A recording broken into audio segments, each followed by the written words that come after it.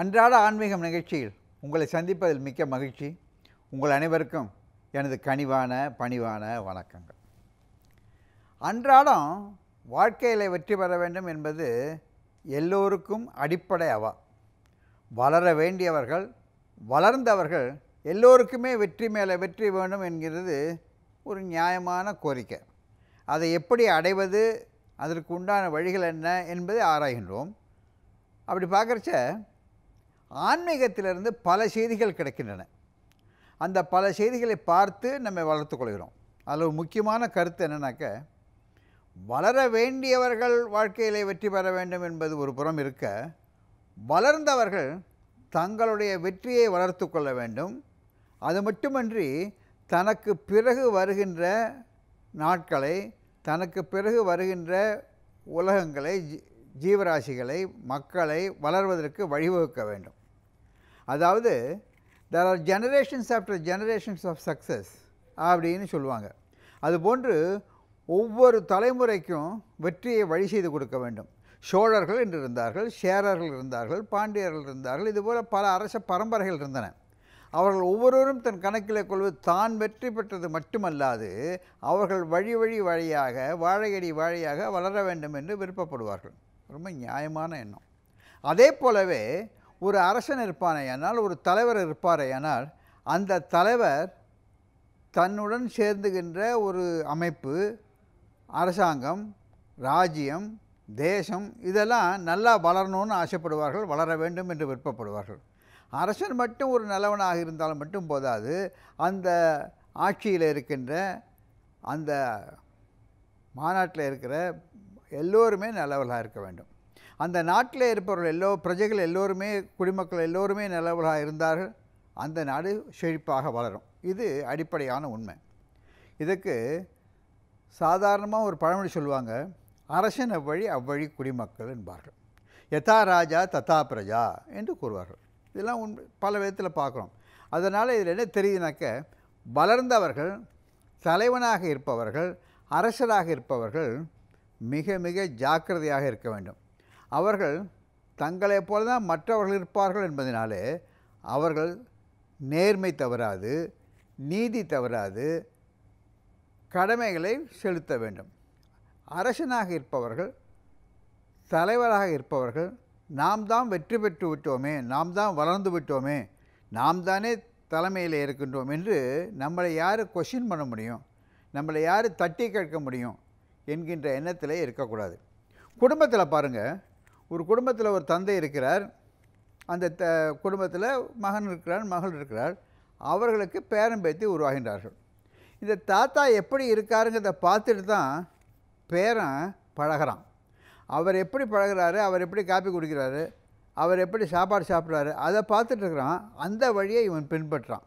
அதனால தான் அவனுக்கு பேரனே பெருசு. அவர் பேரை காப்பாற்றுறவன் இவன், அவன் பேரை கெடுக்கிறவனும் இவன் தான்.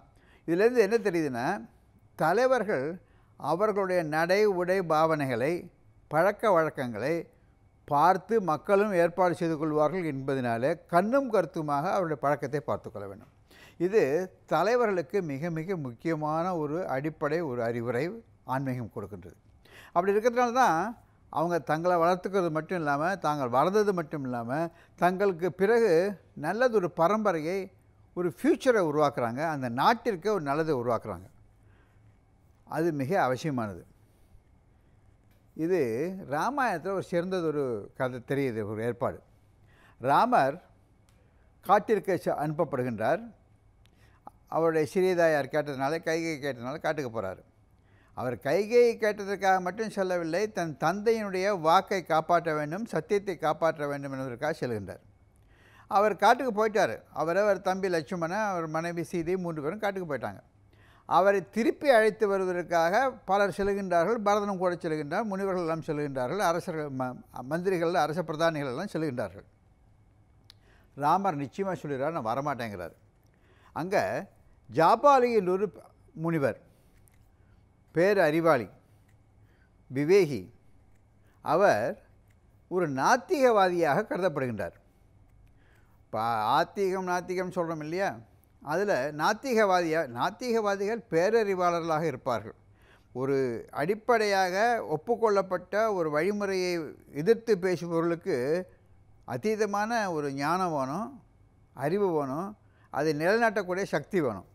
அப்பேற்பட்ட ஒரு நாத்திகவாதி ஜாபாலி என்பவர் ஒருவர் தசரதருடைய அரசவையில் இருக்கின்றார். அவர் கூப்பிட்றார், ராமா திரும்பி வந்துடுறப்பா, நீ தான் வந்து ராஜ்யத்தை எடுத்துக்கணுங்கிறார்.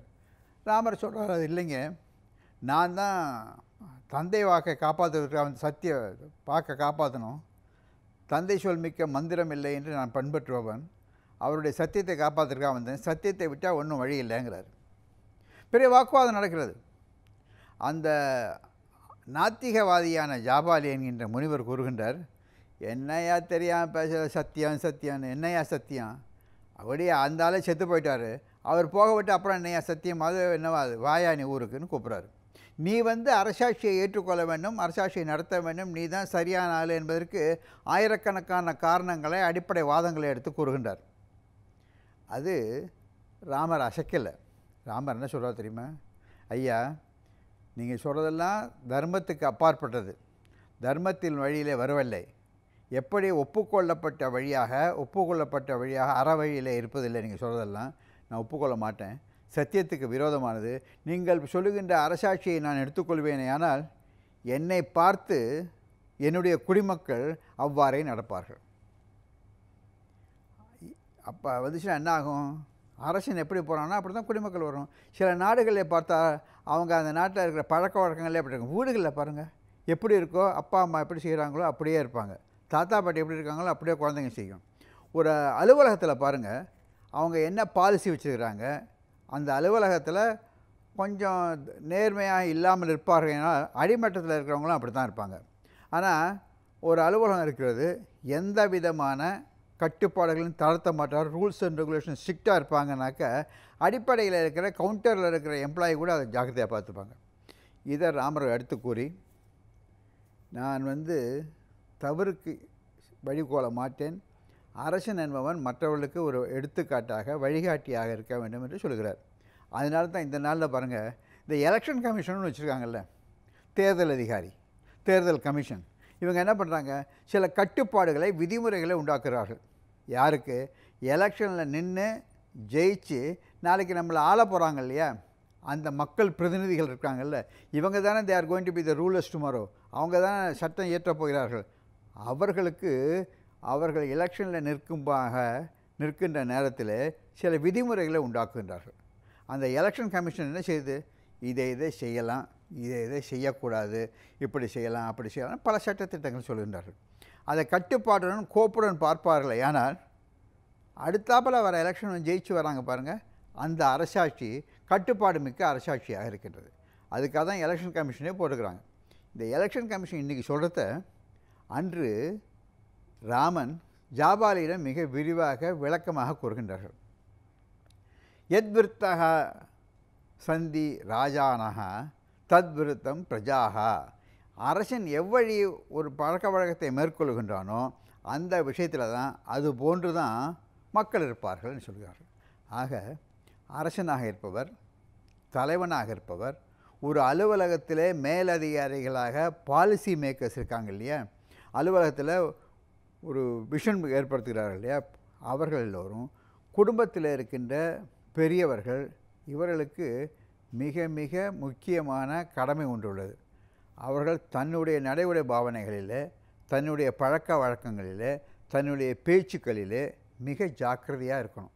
அந்த அதை பார்த்து தான் அடுத்த லெவலில் இருக்கிறவங்க, கீழ் லெவலில் இருக்கிறவங்களாம் தன்னை தயார்படுத்திக் கொள்வார்கள்.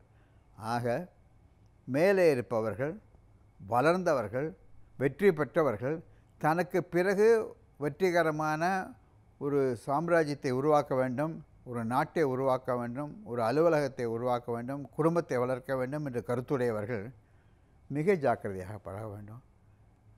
இது தெரிஞ்சிட்டோம்னாக்க எல்லாருமே நாடு வளரும், குடும்பம் வளரும் என்பது தான் அடிப்படை உண்மை. அதை தான் சொன்னாங்க, யதா ராஜா ததா பிரஜா, அரசன் எவ்வழி அவ்வழி குடிமக்கள். பார்ப்போமா?